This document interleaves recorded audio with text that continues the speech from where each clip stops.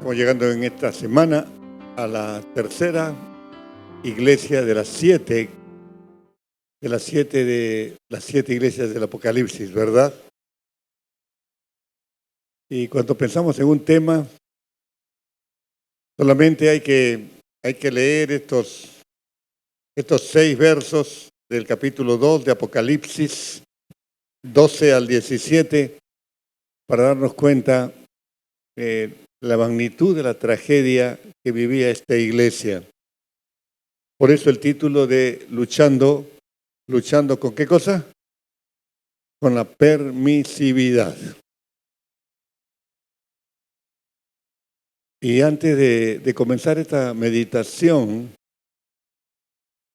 quisiera decirte una vez más, en esta tercera iglesia, que en el mensaje a las 7 iglesias, escucha bien, todos los detalles escritos allí tienen unidad, guardan una unidad.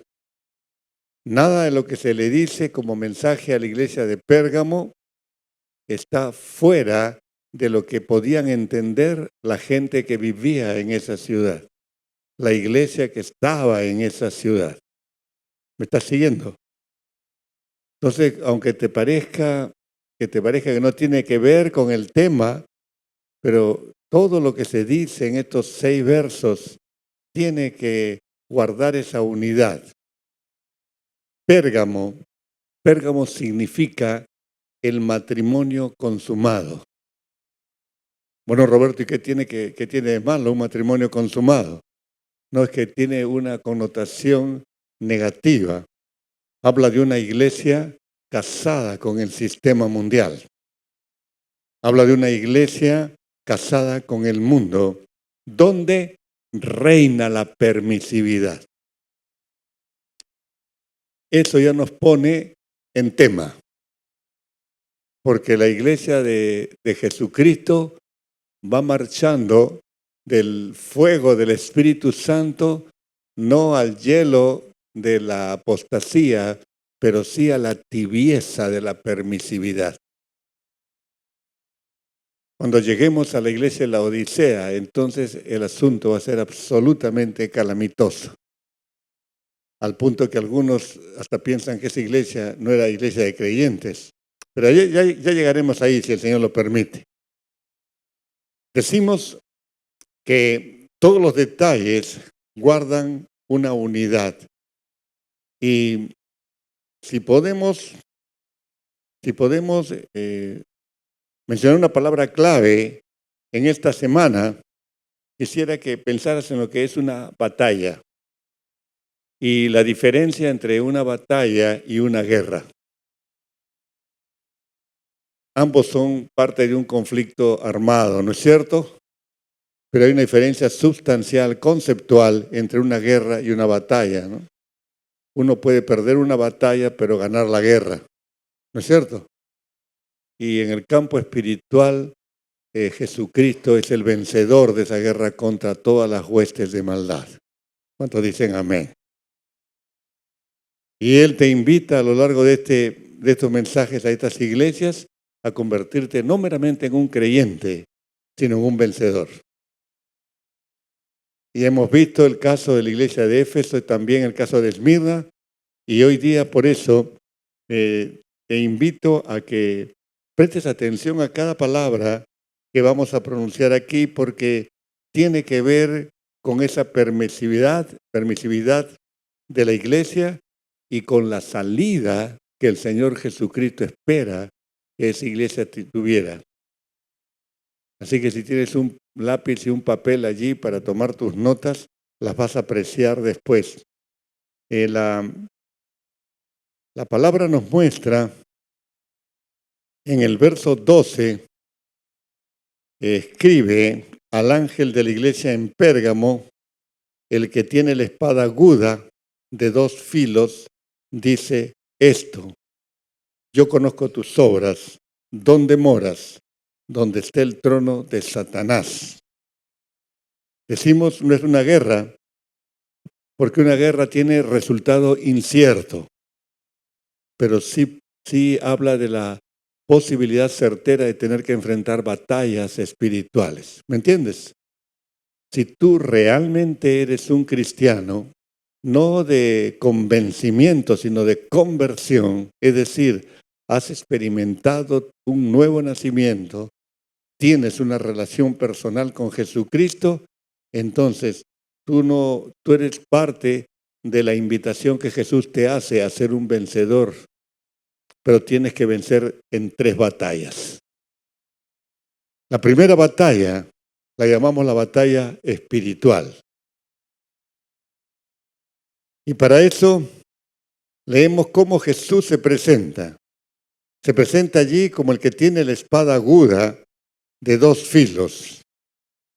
Y si tú miras el verso 16, en capítulo 1, en la misma página, quizás 1:16, verás que cuando el apóstol ve por primera vez al Jesús resucitado, lo hemos dicho tantas veces, ya no lo ve como el carpintero de Nazaret, ¿no es cierto? Lo ve en toda su gloria y él cae como muerto de susto, de miedo, ¿no es cierto? Y allí en el verso 16 dice, de su boca salía una espada aguda de 2 filos. Está hablando simbólicamente de la palabra de Dios. Entonces Jesús está presentando como el poseedor de la espada del Espíritu. Se está presentando como aquel que con la palabra de Dios puede derrotar cualquier forma de rebelión contra él. Es interesantísimo cuando uno revisa el texto en el idioma que se escribió la Biblia, en el griego, que el Señor enfatizó tanto esto que no lo dijo como lo dice tu Biblia, el que tiene la espada aguda de 2 filos, porque esa es la forma española de mencionar, la forma española de decir algo que conecta tres conceptos. No, él puso así, él puso la espada, la aguda, la de 2 filos, enfatizando que tú tendrías, como cualquier lector, que separar por qué dice espada, por qué dice que es aguda y por qué dice que tiene 2 filos. ¿Me entiendes? No tenemos tiempo para entrar en esos detalles, pero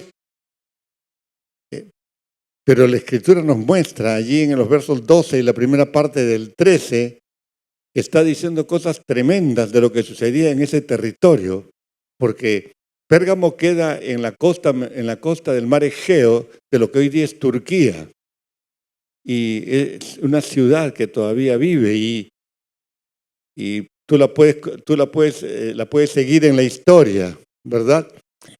Pero en ese momento, por lo menos, en esa época, Satanás mismo había sentado sus reales en ese lugar. Satanás mismo había puesto eso como lugar de residencia.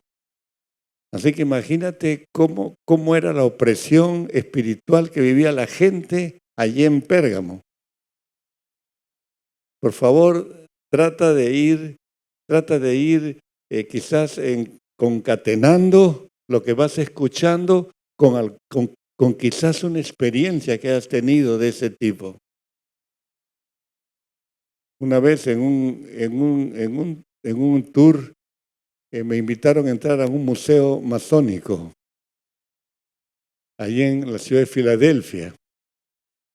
Y yo entré y estaba con mis hijos pequeñitos. Te aseguro, hermano, que yo no pude caminar más de 50 metros dentro de ese recinto. Yo tenía que salir de ahí. Yo sentía que mi corazón estaba siendo estrujado. Hay una presencia satánica en ese lugar impresionante. No todos lo sienten, no me creo una persona especial, pero así hay experiencias.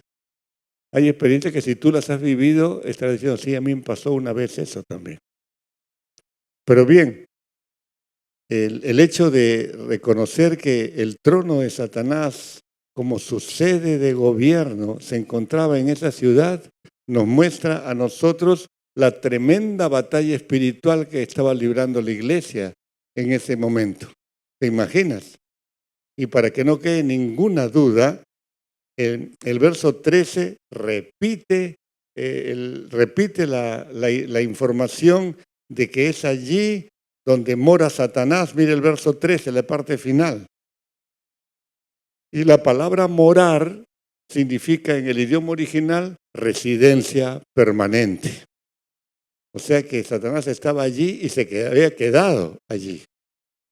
Por supuesto que la iglesia permanecía fiel, pero tenía sus problemas y tenía que librar esa batalla espiritual. Como decimos otra vez, hay una diferencia entre guerra y batalla, ¿no es cierto? Pero nosotros necesitamos saber que en la vida cristiana este tipo de batallas son comunes. La Escritura nos muestra que Satanás estableció su centro de poder allí, en ese momento por lo menos. La Escritura también nos muestra en otros pasajes que Satanás fue vencido en un lugar de la tierra. ¿Te acuerdas dónde? ¿Te acuerdas dónde? En el Gólgota, muy bien, en el Calvario. Allí Jesús muriendo derrotó a todas las huestes de maldad. Satanás es consciente de que la guerra la perdió, pero puede ganar batallas en tu vida todavía. ¿Estás oyendo? Así que no subestimes el mundo de las tinieblas, hermano. Y no estamos para vivir una paranoia tampoco, porque Jesucristo es el Señor de los señores. Entonces tú con Cristo eres más que vencedor, pero tienes que tener en cuenta que Dios, desde el principio del mundo, anunció que habría un día de una batalla final, y esa batalla final se dio en el Calvario. Pero si tú quieres enterarte cuándo se anunció esto, tienes que ir al capítulo 3 de Génesis, ¿no? En la segunda página de la Biblia, porque en Génesis 3:15 el Señor le dice a la serpiente: pondré enemistad entre tú y la mujer, entre tu simiente y la de ella. Su simiente te aplastará la cabeza, pero tú le morderás el talón. Está usando dos metáforas la palabra de Dios allí, hablando de esa batalla final. ¿Qué iba a pasar en esa batalla final? Un heredero, un campeón de la raza humana iba a aplastar la cabeza de Satanás, o sea, lo iba a derrotar para siempre, pero a un costo de una herida en el talón, una herida que obviamente simboliza los sufrimientos de la cruz. ¿Estás captando eso? Se produjo esa batalla y Satanás ese día fue derrotado con todas sus huestes, pero a precio de cruz. Por supuesto, Jesucristo se levantó de la cruz, ¿no es cierto? Pero eso tiene que quedar claro entre nosotros. ¿Cómo se maneja ahora Satanás y sus huestes? La Biblia enseña que tiene poder. Un poder limitado, pero tiene poder. Así que no te juegues con el mundo de las tinieblas. Cuando esos adolescentes comienzan a jugar con la ouija o cosas así, creen que se trata de un juego y no se dan cuenta que se están esclavizando. Es interesante lo que dice 2 Corintios 4:4, lo tienes escrito ahí en tu papel. La Escritura dice que en los cuales, o sea, en un grupo de seres humanos, el Dios de este siglo, léase Satanás, cegó el entendimiento de los incrédulos, solo de los incrédulos, ¿te das cuenta? Para que no les resplandezca la luz del Evangelio de la gloria de Cristo, el cual es la imagen de Dios. En ese pasaje se le llama Dios de este siglo, Dios de este mundo. ¿Por qué? Porque Él vino a tres cosas: a hurtar, a matar y a destruir. Lo dice el Evangelio de Juan, que ahora está escribiendo Apocalipsis, ¿verdad? Pero la palabra reconoce que Satanás tiene poder. Así que no podemos estar jugando en la batalla espiritual, mis hermanos. Mira lo que ocurrió en el desierto, cuando Jesús es tentado en el desierto. La Escritura nos dice que fue tentado 3 veces, ¿te acuerdas? Lucas capítulo 4 y verso 6. Allí la Escritura dice, y le dijo el diablo, a Jesús por supuesto, a ti te daré toda esta potestad y la gloria de ellos, porque a mí me ha sido entregada y a quien quiero la doy. ¿Qué cosa le está ofreciendo Satanás a Jesús? Le está ofreciendo su poder, ¿verdad? A mí me ha sido dada esta potestad y yo se la puedo dar a quien yo quiera.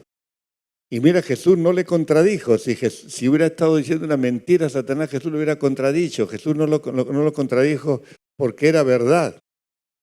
Entonces, en síntesis, podemos darnos cuenta que hay 2 poderes en el mundo actual. El poder de Cristo y hay un poder limitado de Satanás y sus huestes. No es como los orientalistas creen. Los orientalistas creen que hay algo así como un dualismo, ¿no?, entre el bien y el mal, ¿no? Ellos le llaman el yin, el yang, ¿verdad? Ahí está su símbolo en un círculo extraño, blanco y negro, ¿verdad? Seguramente lo has visto tú.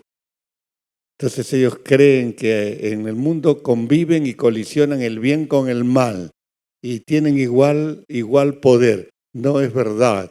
En el mundo espiritual es cierto que existe ese poder de Satanás, pero no es todopoderoso como es Jesucristo. ¿Está claro? Él aún para hacerte daño, él aún para tentarte, tiene que pedir permiso arriba. O sea, si tú pasas por una tentación de los infiernos, tú tienes que saber que Dios ha dado permiso para que eso se haga, con un plan que tú ni yo conocemos. ¿Se entiende esto, mis hermanos? Pero la batalla espiritual existe y tu desafío como el mío es entender que si tú has experimentado el nuevo nacimiento, ¿cuántos están seguros de haber nacido de nuevo? Levanten la mano. Una inmensa mayoría. Correcto. Esto es un regalo de Dios. La salvación es un regalo de Dios. La Biblia lo dice de tapa a tapa. Si tú has experimentado ese regalo, la Biblia también dice que tú has experimentado un traslado de la potestad de las tinieblas, del poder de las tinieblas, al reino del amado Hijo, al reino de los santos en luz. Mire ese contraste. Tinieblas, luz. Satanás, Cristo. Poder limitado, poder ilimitado. Condenación eterna, vida eterna. ¿Se entiende el traslado, hermanos? Recuerda que este traslado era con pasaje de ida nada más. Tú no tienes derecho de regresar, tú no tienes derecho de involucionar, porque pobre de ti que lo hagas. Y no es para meterte miedo, sino que el pecado de los cristianos no solamente quebranta la ley de Dios, sino hiere, afecta el amor de Cristo derramado en tu corazón. Así que estamos hablando de otras magnitudes. Pero el desafío es entender que esta batalla espiritual existe. ¿Está claro? Y que tú tienes que estar atento o atenta a esa forma de tentación o de ataque. Algunas veces no tenemos tiempo para dar mayores detalles. Vamos a seguir hablando de esto en algún momento. Pero el desafío es contar, porque es una gran verdad, que con Jesús somos más que vencedores. Y la pregunta es, ¿cuál es mi participación en esta batalla espiritual? Muy bien, la Escritura nos manda y nos dice que tenemos que batallar junto al que es el indiscutible vencedor, que es el Señor Jesucristo. Tú tienes que escoger esto, hermano. Tú no puedes andar por la vida simplemente diciendo, yo ya soy salvo así que mi vida la puedo vivir en independencia. Así no es. Porque te puedes dar tremendos chascos en tu vida. Con Cristo sí.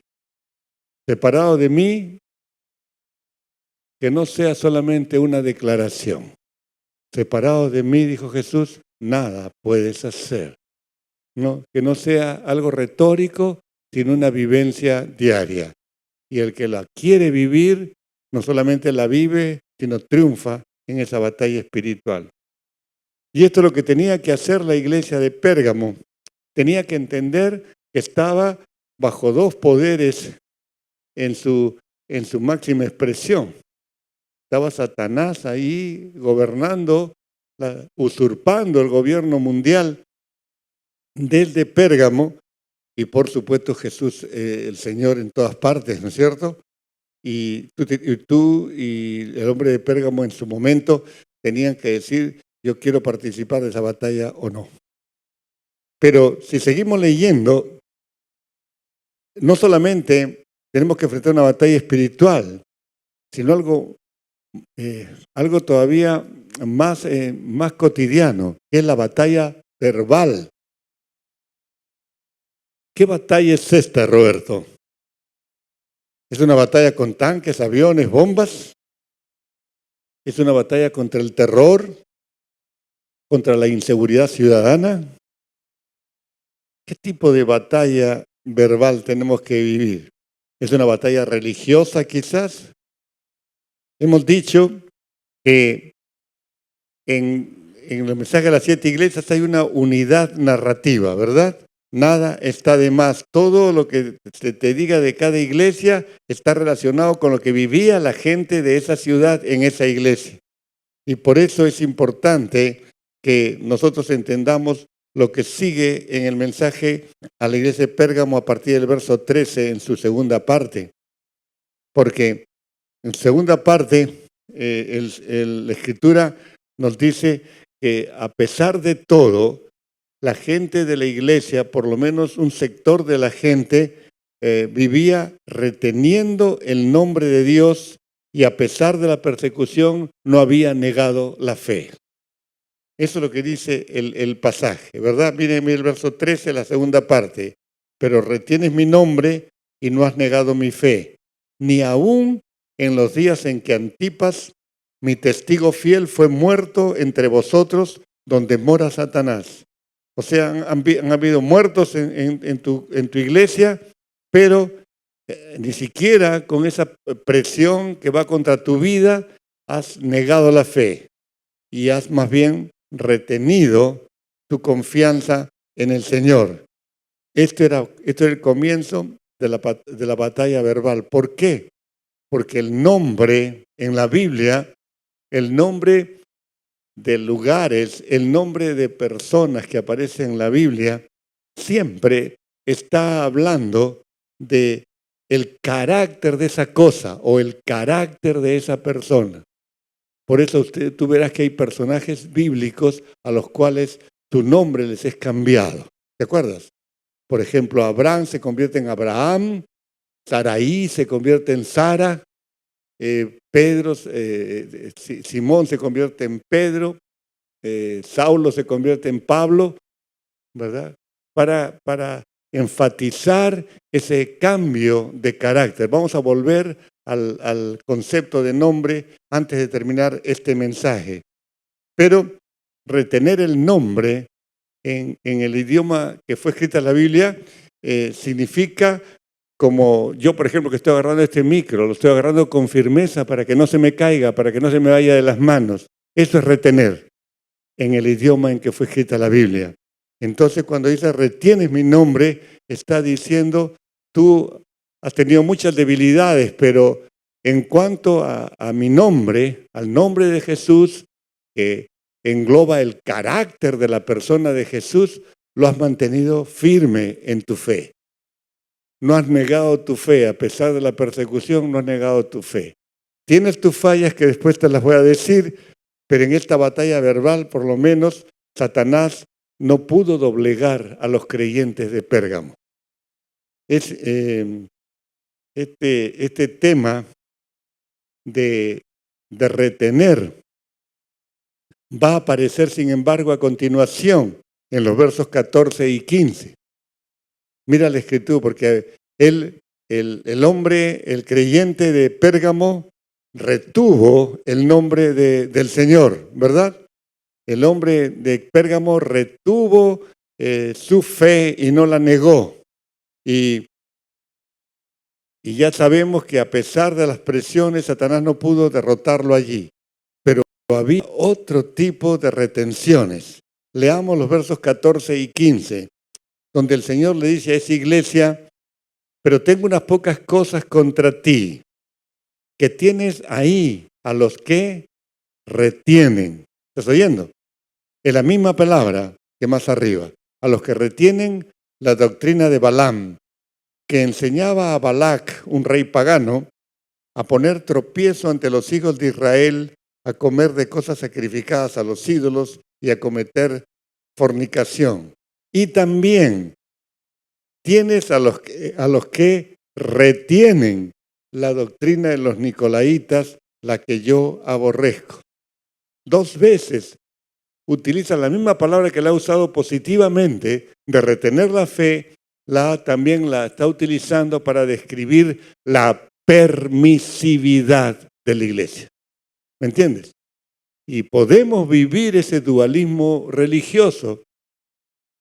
Tú puedes estar aquí hoy día y decir: yo soy cristiano, soy cristiana, pero en la calle de lunes a lunes tomas unas licencias donde la permisividad comienza a taladrarte por dentro. ¿Está claro? Estás reteniendo cosas del mundo que el Señor ha declarado que las aborrece aquí en su palabra. Y por eso hablamos de una batalla verbal, porque es una batalla que se gana con la palabra de Dios. Tú miras, por ejemplo, las tentaciones de Jesús en el desierto. ¿Cómo se defendió Jesús? Con la palabra de Dios. Siempre la respuesta de Jesús a Satanás fueron: está escrito, está escrito, está escrito. Él se defendió con la palabra. Y tú tienes la palabra, querido hermano, para defenderte también. Así que si tú te derrumbas en el pecado, no le eches la culpa al diablo que te tentó. Él no tiene poder si tú te has aferrado a la palabra de Dios, si tú sabes vencer en una batalla verbal. Ahora entiendes por qué Jesús se presenta como el que tiene la espada aguda. La espada aguda es el símbolo de su boca, es el símbolo de la palabra que habla Jesús. Y esa palabra que habla Jesús está aquí, pues, hermano. No está en los diarios necesariamente, ni en la televisión, ni en estos pseudo referentes que tiene nuestra cultura peruana.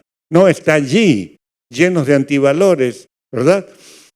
Así que nosotros tenemos que tener bien claro contra qué y contra quiénes estamos peleando las batallas verbales. No se trata de ganar discusiones. Se trata de que entendamos que esa gente, podías mencionar que era cristiana, asistía a la iglesia en Pérgamo, pero estaba aceptando dentro de la iglesia 2 tipos de doctrinas falsas metidas en la iglesia. Permisividad. ¿Qué cosa pasaba con ese Balaam? Ese Balaam es un personaje altamente ilustrativo para nosotros. Su historia central se encuentra en el libro de Números. Es tan importante esto, hermano, que la historia donde Balaam interviene aparece 4 capítulos enteros del libro de los Números. Y reaparece aquí en Apocalipsis. Así que tiene algo que enseñarnos a nosotros. ¿No te parece? ¿Cuál era el problema? Te lo digo así en un chispazo. Balac es el otro personaje que aparece aquí en el verso 14. Balac era un rey pagano que tenía su reino allí y veía a Israel listo para cruzar hacia la tierra prometida. Y él, en la mentalidad de aquel entonces, las batallas espirituales eran batallas entre los dioses de los pueblos. Entonces cuando yo derrotaba a otro país, entonces yo entendía que mi Dios era más poderoso que su Dios. ¿Está claro? Esa era la mentalidad entonces. Entonces también en la antigüedad, sobre todo en el Oriente, se tiene muy en peso el valor y el poder de la palabra, de la palabra.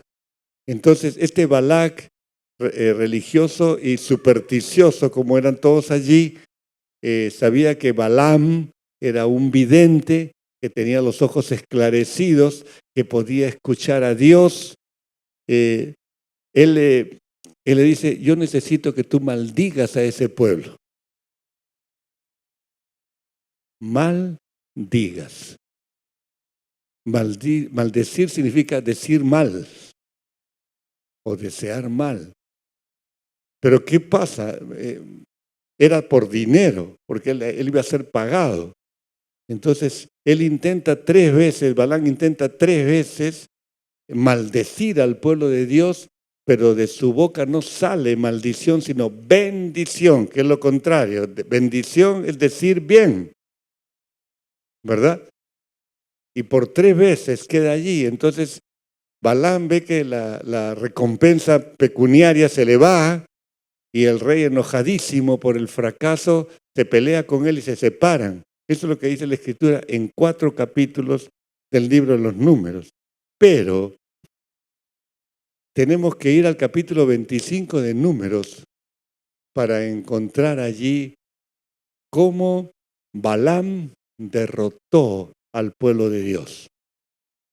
Balaam se dio cuenta que no podía maldecir al pueblo de Dios porque estaba bendito. Balaam se dio cuenta que por allí no era la estrategia para derrotarlos. Entonces no sé si puedes ver el libro de Números, ese libro que casi nunca lo lees, ¿no? Siempre decimos, pero el libro de Números que me va a enseñar, puro número, ¿no es verdad? Pero el libro de Números, hermano, tiene unas enseñanzas impresionantes. Haz la prueba de seguir paso a paso el libro de los Números y te vas a dar cuenta de todo lo que vas a aprender. Mira cómo se inicia el capítulo 25. Después de ese triple fracaso, mira el verso 25 del capítulo 24. ¿Tiene tu Biblia abierta? Allí yo leo, entonces se levantó la Balaam y se fue y volvió a su lugar. También Balac se fue por su camino. Se separaron, peleados se separaron. No habían podido triunfar sobre el pueblo de Dios. La batalla verbal se había perdido. Pero ¿qué pasó antes de esa separación? Dice el verso 1, o sea, el verso siguiente. Moraba Israel en un lugar llamado Sittim, y el pueblo empezó a fornicar con las hijas de Moab. Allí comienza el problema. Él comenzó a gestar invitaciones a unas fiestecitas en el pueblo de Moab. ¿Te das cuenta?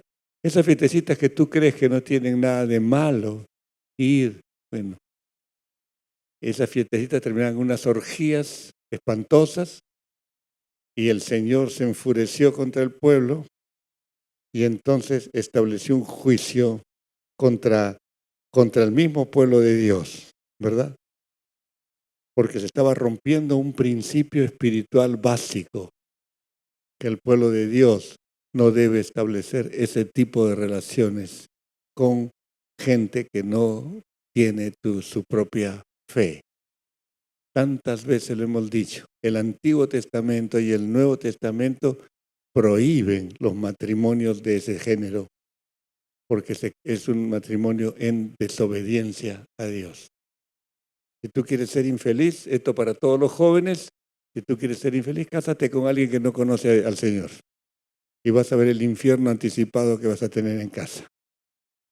Pues bien, eso fue lo que pasó. ¿Sabes en qué terminó esa experiencia para el pueblo de Dios? 24,000 muertos. Porque Dios estableció un juicio sumario contra esa aberración que había cometido el pueblo. Ese es el tropiezo. Tropiezo es trampa. Tropiezo en el lenguaje original significaba ese palito que se ponía en una trampa para pajaritos. El pajarito movía el palito o pisaba el palito, como se dice ahora todavía, y quedaba atrapado. Ya sabes lo que significa pisar el palito entonces. Es caer en una trampa, es un tropiezo. La Escritura lo llama así. Pues bien, eso es lo que hizo Balán, y ahí Balán obtuvo la victoria. 15 siglos después, estamos en Pérgamo. Y allí el Señor resucitado le dice a la iglesia en ese lugar, tengan cuidado con ese tipo de permisividad, porque en esas licencias sexuales, en esas aberraciones sexuales, está esta actividad que yo aborrezco. Hermano querido, tú no puedes pretender decir soy cristiano si haces cosas que Jesús aborrece. ¿Está claro? Y esto tiene que quedar bien claro en tu corazón porque tú eres dueño de tus decisiones. Aquí no estamos para mandarte al infierno porque al infierno no vas a ir si eres cristiano. Pero te puedes ganar gravísimos problemas ahora en tu vida. La Escritura nos muestra entonces cómo esta forma de pensar de los balaamitas, digamos, los que seguían ese pensamiento de Balaam de permisivos, o los nicolaitas, de los cuales se sabe poco, pero estaban más o menos en la misma línea, estaban rompiendo la voluntad de Dios, estaban teniendo prácticas que el Señor declara aborrecer. Y el cristiano tiene que aborrecer lo que el Señor aborrece, ¿verdad? Toda forma de transgresión, toda forma de pecado. En pleno siglo XXI, esto no ha perdido vigencia, por supuesto. No podemos tener vidas duales. Hasta los dichos populares dicen, no puedes estar con Dios y con el diablo, ¿verdad? Hasta la gente de pueblo sabe decir eso. Pero el Señor está diciéndolo claramente. ¿Tú quieres bendición? ¿Tú quieres seguirme a mí? Bueno, prepárate para vivir una vida de verdad, no una vida permisiva. Por eso tendríamos que contestar una pregunta. ¿Con qué Jesús iba a pelear esa batalla verbal en Pérgamo? ¿Cuál sería su armamento? Si tú miras con cuidado, el verso 16, allí nos dice con qué iba a pelear. ¿Lo puedes leer? Dice, y pelearé contra ellos con la espada de mi boca. Es decir, si no podemos entender esto de la palabra de Dios, andamos a tientas y a locas por el mundo. Tú no necesitas que tu pastor te acompañe por las calles, ¿no? Tú no necesitas que tu pastor esté de lunes a sábado contigo, porque tú tienes el Espíritu de Cristo en tu corazón, amén. Y tienes la palabra de Dios. Esas dos herramientas, esas dos armas son las que tuvo Jesús en el desierto y derrotó a Satanás. Así que si tú te derrumbas en el pecado y en la permisividad en cualquiera de sus formas, es porque tú lo has decidido. Pero Jesús está diciendo, esta es la forma de pelear la batalla verbal. La batalla verbal no es un invento del siglo XXI, hermano. La batalla verbal es la más antigua de las batallas del género humano. Tú puedes mirar en tu Biblia el capítulo 3 de Génesis, por ejemplo. ¿Tú sabes cómo se gesta la caída de Adán y Eva? Leamos los 4 primeros versículos de Génesis. Dice, pero la serpiente era astuta más que todos los animales del campo que el Señor Dios había hecho, la cual dijo a la mujer. ¿Te das cuenta que está hablando Satanás a Eva? ¿Te das cuenta que está comenzando una batalla verbal con ella? ¿Y qué le contesta a Eva? No podemos comer de ese árbol. ¿Pero has visto bien la respuesta de Eva? Verso 2, del fruto de los árboles huertos podemos comer, pero del árbol del fruto del árbol que está en medio del huerto, dijo Dios, no comeréis de él, ni le tocaréis para que no muráis. ¿Eso había dicho Dios? Contéstame, ¿eso había dicho Dios? No, ella le aumentó algo. Bueno, las mujeres a veces aumentan algunas cosas, ¿no es cierto?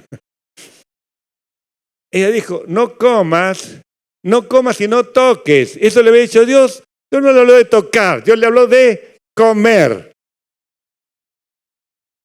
En ese momento, ella estaba cometiendo lo que cometen muchos sabios del siglo XXI. Había salido de la centralidad de la palabra de Dios. ¿Te das cuenta? Y es tan vital que nosotros entendamos esto. La Escritura nos dice que desde ese momento nuestro dilema siempre es el mismo. Fíjate la pregunta de Satanás, ¿no? Le dice, con que Dios os ha dicho, ¿no?, que no comieran de ningún árbol del jardín. Mira la versión internacional cómo lo traduce. ¿Es verdad que Dios les dijo que no comieran de ningún árbol del jardín? ¿Dios le había dicho eso? Dios le había hecho lo contrario. Parece lo mismo, pero le había hecho lo contrario. Le ha hecho al revés. Puedes comer de todos menos de uno. ¿Qué cosa? ¿Ese árbol era envenenado? ¿Ese árbol tenía alguna cosa rara? No. Ese árbol era cualquiera, igual que los demás. Ese árbol, métetelo en la cabeza, por favor. Ese árbol era exactamente igual que los demás. Yo te lo puedo demostrar con la Biblia. ¿Quieres leer el capítulo 2 de la Escritura? 2:9, en la misma página. La Biblia dice que todo árbol era delicioso a la vista y bueno para comer. ¿Verdad? ¿Lo estás leyendo en tu Biblia? Todos los árboles tenían esas dos características. Por favor, abre los ojos y tu entendimiento. Todos los árboles del Edén tenían dos características. Eran deliciosos a la vista y eran buenos para comer. Ahora mira el capítulo 3, el verso 6. ¿Qué cosa fue lo que vio Eva después de la batalla verbal? Dice 3:6, vio la mujer que el árbol era bueno para comer, sí. Que era agradable a los ojos, sí. Árbol codiciable para alcanzar sabiduría, no. Ahí está la trampa. ¿Te das cuenta? Por el amor de Dios, ¿te das cuenta? ¿Cuántas veces caemos así nosotros? Porque hacemos decir a la Biblia lo que la Biblia no dice. ¿No te parece que debemos ser más cuidadosos al leer la Escritura? Porque ahí está la verdad de Dios. ¿No te parece, hermano? Eva cae por eso. Y el Señor le tiene que decir a la iglesia de Pérgamo que esta batalla verbal se gana ¿con qué? Se gana con la palabra de Dios. El verso 16 ya lo leímos. Pelearé con ellos con la espada de mi boca, o sea, con mi palabra. Eso es lo que está diciendo el Señor allí. Y yo creo que en ese momento Adán y Eva están escuchando dos voces. Están escuchando la voz de Dios, que les hablaba así como yo te estoy hablando ahora, y ellos con sus oídos orgánicos podían escuchar la voz de Dios, no como ahora que la escuchamos por el Espíritu Santo, ¿verdad? Pero en ese entonces Eva y Adán podían escuchar la voz de Dios como tú estás escuchando mi voz, así con estos oídos naturales. Escuchaban la voz de Dios y ahora están escuchando la voz de Satanás, hablando a través de una serpiente. Pero Roberto, las serpientes no tienen cuerdas vocales para hablar. A mí no me preguntes cómo lo hicieron, pero Dios lo hizo. Dios lo permitió. Y Satanás engañó así a toda la humanidad. ¿Está claro? ¿Por qué razón? Porque Evita se salió de la palabra de Dios, perdió la batalla verbal. ¿Me entiendes? Esa es la tragedia humana, hermano. ¿Puedes en este momento hacer un balance de tu vida diaria? Piensa cuántas veces en esta semana que terminó, piensa cuántas veces tuviste que librar la batalla verbal. ¿Cuántas veces surgió por adentro tratar de disfrazar tu respuesta a la otra persona para que la otra persona crea algo que no es necesariamente verdad. ¿Cuántas veces? Lo hemos ilustrado tantas veces de aquí, desde este púlpito, ¿verdad? ¿Cuántas veces sentimos esa presión de justificarnos diciendo, y le llamamos, hasta bautizamos a ese tipo de respuesta? No, le dije una mentira piadosa. Mentira piadosa, qué cosa extraña es esa, ¿verdad? Pero ¿cuántas veces salimos con medias verdades para luchar nuestras batallas verbales? Y perdemos la batalla verbal que tiene que ver con tu espiritualidad. ¿Me estás oyendo, querido hermano? Nos queda preguntarnos cuál es mi participación frente a este peligro de la batalla verbal perdida. Bueno, ¿qué cosa es lo que necesitas para eso? El Espíritu Santo lo tienes en tu corazón. ¿Cuántos dicen amén? La palabra la tienes varias Biblias en casa. Y palabra por todos lados hoy en día, porque hasta los paganos usan la palabra de Dios, ¿verdad? Se tienen las dos herramientas. ¿Qué necesitas entonces? Saberla usar, aprenderla. Tú necesitas la palabra, yo también. Y tú puedes hacer una evaluación de tu vida diaria. Por eso te desafío esta última semana en tus conversaciones con tus amigos, con tus familiares, con tus compañeros de trabajo, con tus compañeros de estudio. ¿De qué hablas? ¿Cuáles son tus temas centrales de conversación? ¿Puedes sostener una conversación sin ensuciar tu mente? ¿Puedes permitir un diálogo en la televisión sucio? ¿Puedes ir a ver una película obscena? Puede ser, y tú te sientes herido porque está el Espíritu Santo contigo. Tú sabes que está mal. Pero hay algo que te atrae. Piénsalo. Piensa cómo son tus días y puedes ir evaluando cómo te va con la batalla espiritual y cómo te va con la batalla verbal. Pero nos queda una tercera batalla que tenía que librar Pérgamo y la tenemos que librar nosotros, que es la batalla final. Dice el verso 16, por tanto, arrepiéntete, pues si no vendré a ti pronto, ¿no? Y pelearé contra ellos con la espada de mi boca. La palabra arrepiéntete es un imperativo, ahora es rápido, hay un tiempo de apremio. Si no, hay una aplicación personal.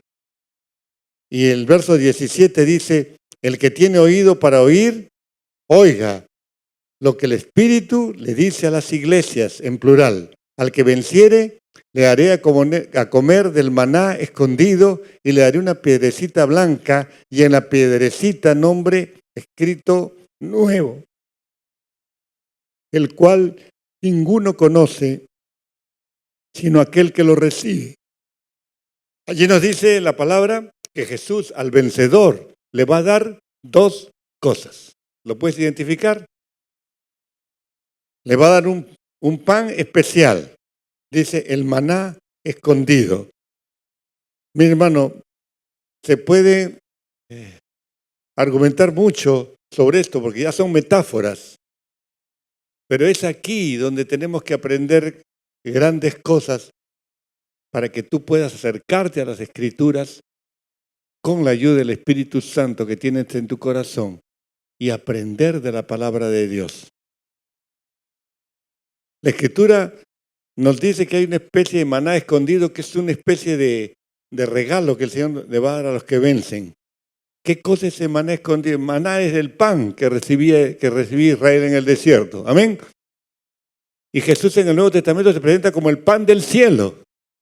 Yo soy el pan que descendió del cielo. Vamos a seguir con esta enseñanza del Señor. Mira este pan especial. Se dice que está escondido, guardado. Si tú quieres leer Éxodo, el momento que por primera vez cayó el maná del cielo, por primera vez cayó el maná, el pan del cielo para alimentar al pueblo en el desierto. Mira Éxodo 16, los versos 32 al 34. Allí 3 veces el Señor manda al pueblo, a Moisés que tome una vasijita y allí ponga un poco de maná. Tenía que quedar guardado. 3 veces en esos 3 versículos dice, guarda esa copa con el maná, guarda eso, avisándonos que eso va a ser un símbolo que se va a presentar en los tiempos finales, por supuesto. 3 veces se dice, guárdalo.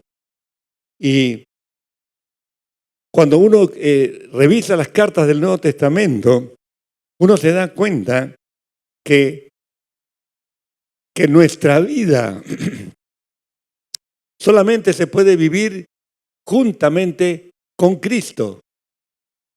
Recuerda la canción, conocerte Cristo, solo a ti, ¿verdad? Le hemos cantado ahora. Y mira Colosenses capítulo 3, los versos 3 y 4. La versión internacional traduce así: pues ustedes han muerto y su vida está escondida con Cristo en Dios. Estás muerto a los apetitos del mundo. Estás vivo para Dios, porque todavía tienes una vida biológica, ¿no es cierto? Pero Colosenses nos dice que nuestra vida está escondida con Cristo en Dios.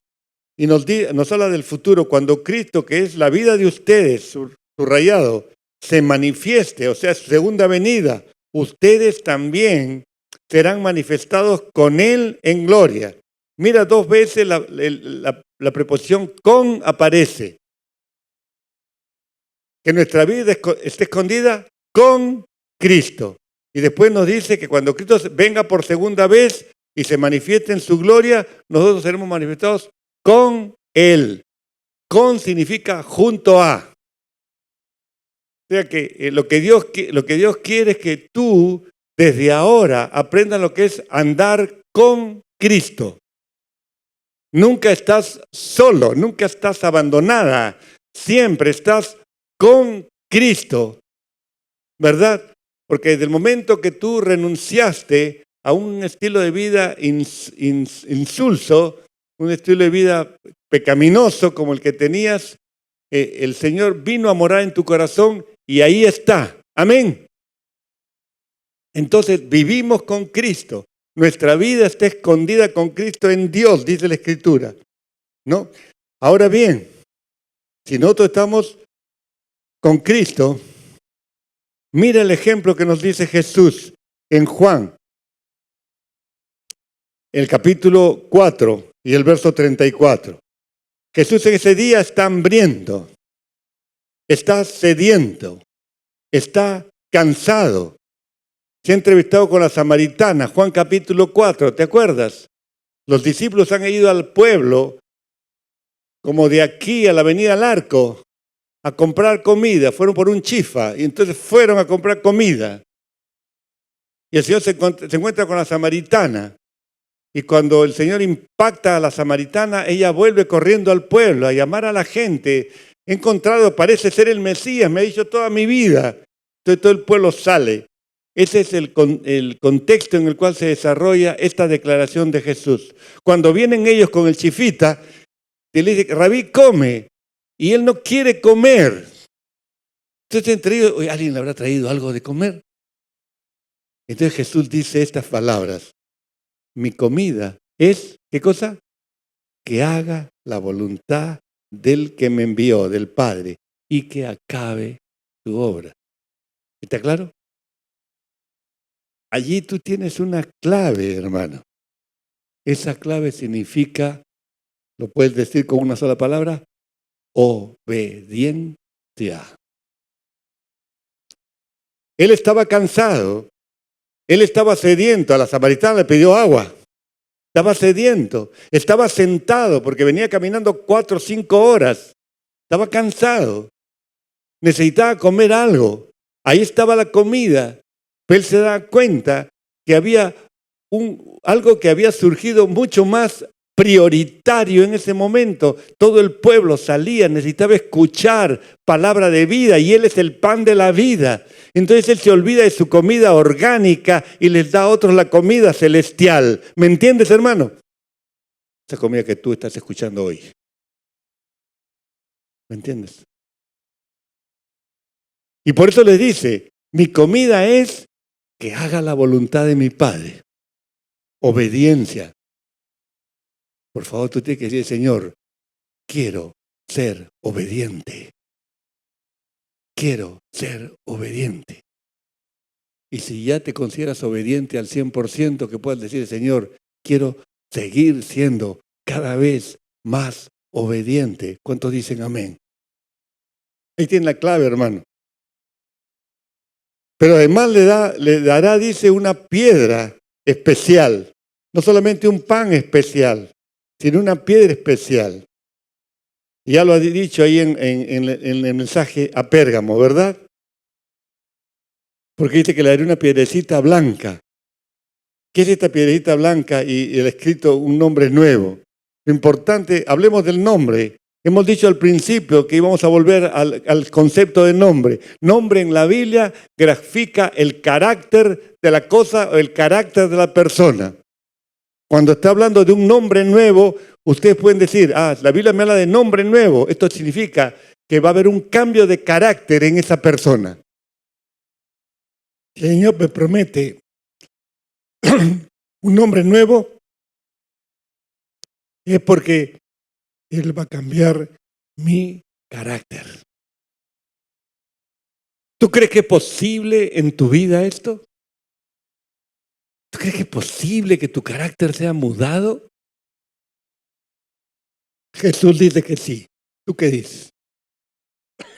Esa es parte del regalo que le va a hacer a los vencedores. No solamente ese pan que hoy día parece escondido, pero que va a estar junto con Jesús. En 1 Juan 3:2 dijo, amados, ahora somos hijos de Dios y aún no se ha manifestado lo que hemos de ser. No sé si te das cuenta de los dos tiempos. Mira, ¿qué cosas somos ahora? A ver, dilo, ¿qué cosas somos? ¿Y qué hemos de ser?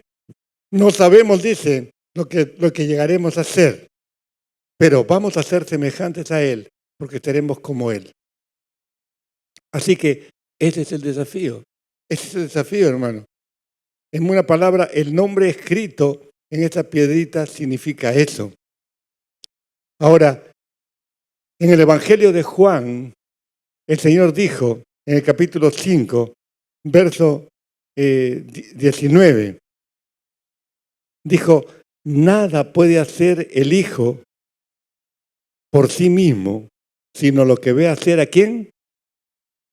Oye, hermano, esto es tremendo. Y tú tienes que ir, y yo quiero dejarte una tarea, que durante esta semana medites poco a poco en el capítulo 6 de Juan. Quizás hazlo de un tiempo devocional. Verifica cuántas alusiones hace Jesús a su relación con el Padre en Juan 6. Él está hablando a la multitud, pero vale la pena hacer ese estudio. Es el Evangelio de Juan, fácil de entender, ¿verdad? Pero verifica cuántas veces Jesús menciona a su Padre y te vas a quedar con la boca abierta. Vas a llegar a la conclusión de que esta declaración que hice en 5:19 es una realidad, porque Jesús ha resuelto vivir toda su vida no solo en obediencia, sino en dependencia. ¿Me entiendes? Mira esa declaración. No puede hacer el Hijo nada por sí mismo. Es una declaración tremenda, hermano. Recuerda que Él es Dios. Y caminando por las calles y campos de la Palestina, Él estaba humillado por decisión propia. Él no había perdido ni un ápice de su poder de Dios. Él podía sanar a un enfermo, resucitar a un muerto, Él podía hacer eso. Pero nunca sanó un enfermo, nunca resucitó un muerto, si no lo hizo por el Espíritu Santo, porque Él se había humillado aquí a la forma humana, ¿me entiendes? Esto tiene que estar claro en tu corazón. Y por eso, estos dos conceptos que te he mencionado, la obediencia de Jesús. Tengo hambres físicos, sí, pero tengo un hambre de anunciar mi fe. Obediencia. Posterga sus apetitos que son naturales, que son normales, que son naturales. Ponle todos los adjetivos que tú quieras, pero él los posterga porque para él hablar del reino era más importante en ese momento. Después vendrá el chifa. ¿Me entiendes? Y ahora está diciendo que a pesar de que tiene todo el poder, no lo usa. Dice, no puedo hacer nada por mí mismo, sino lo hago en dependencia del Padre. Entonces son dos conceptos sencillos. Señor, quiero obedecerte. Señor, quiero depender de ti. Porque Él hacía eso con su Padre aquí en la tierra. Y los seres humanos que coexistieron y han registrado esto en la Escritura lo testifican. Y Él lo podía decir públicamente. Yo vivo en obediencia a mi Padre, vivo en dependencia con mi Padre. Revisa el capítulo 6 y vas a encontrar una frase, porque la conclusión a la cual tú y yo tenemos que llegar es, si Jesús hizo eso con su Padre para mostrarnos a nosotros un patrón de conducta, ese tiene que ser mi patrón de conducta, ¿no te parece? Si Él se relaciona así con el Padre Celestial, estando en la tierra, que vive en obediencia, que vive en dependencia, ahí tenemos el secreto nosotros. Tenemos que vivir así también. Pero aquí está la llave que quiero dejar contigo, hermano. El verso 56 del capítulo 6 del Evangelio de Juan. ¿Qué dice allí? El que come mi carne y bebe mi sangre, en mí permanece y yo en él. Como me envió el Padre viviente y yo vivo por el Padre, asimismo el que me come, él también vivirá por mí. ¡Wow! ¿Está enseñando canibalismo el Señor? ¿Qué te parece?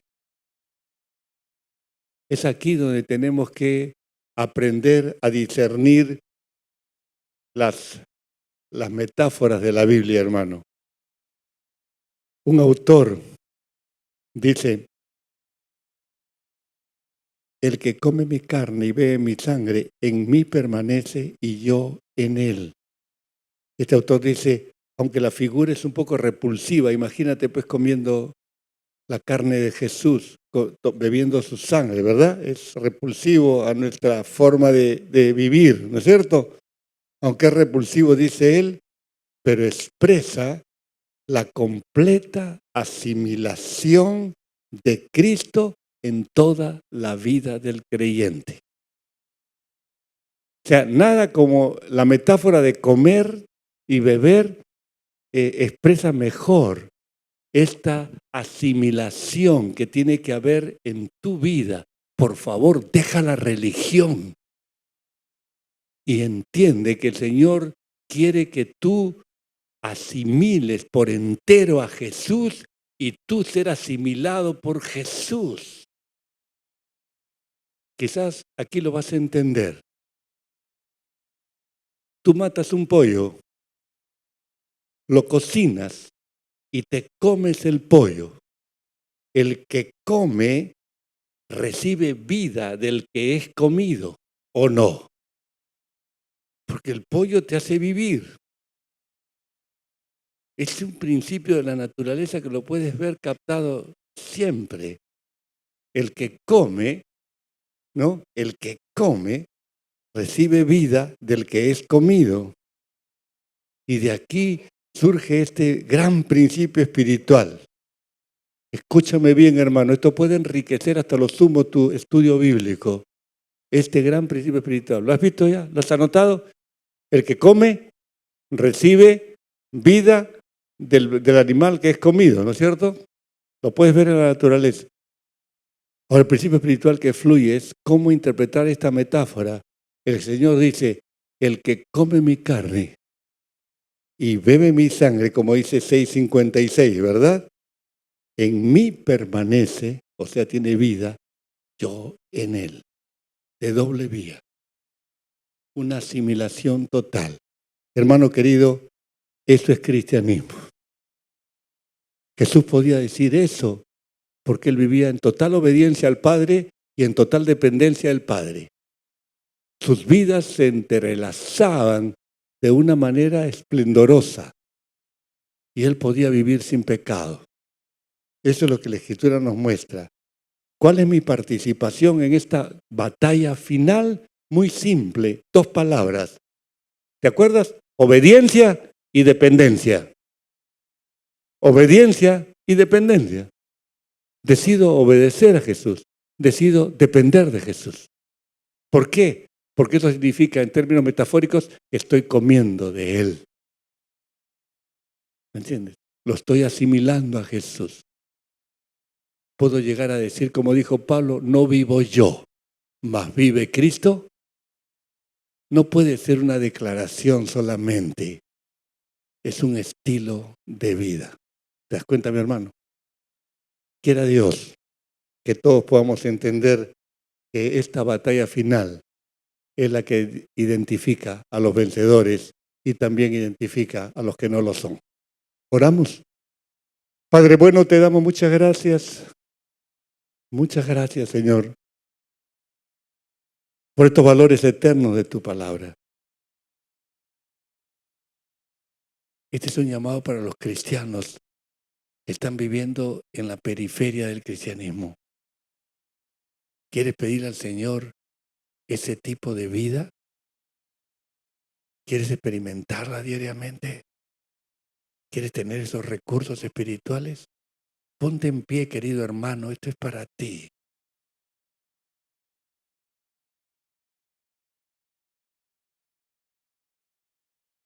Yo quiero orar con los cristianos que anhelan ese tipo de relación con el Señor. No te dejes derrotar por la vergüenza, el qué dirán. Yo, cristiano de tantos años, por favor, este es un pacto que haces tú con el Señor.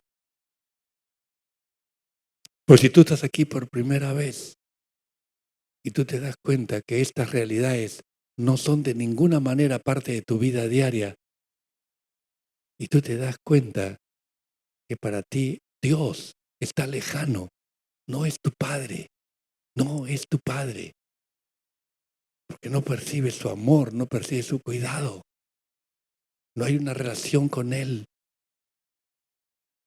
Tú quieres eso de Jesús. Yo te animo a que en esta noche le digas, Señor Jesús, ven a mi corazón. Yo quiero un comienzo que no termine. Yo quiero vida eterna. Yo quiero que tú perdones todos mis pecados. Quiero que me limpies y quiero vivir así contigo siempre. Así que son 2 tipos de decisiones. Los cristianos que hoy quieren más de Cristo, conocerle más, te ponen en pie para orar por ellos. Pero si tú quieres hacer un pacto con Cristo, un pacto de que te perdone tus pecados, que te haga una nueva persona, que comiences una nueva vida con Cristo, levántate y ven aquí delante. Es un llamado para ti, para que tú salgas de aquí como una persona perdonada, salvada, con vida eterna.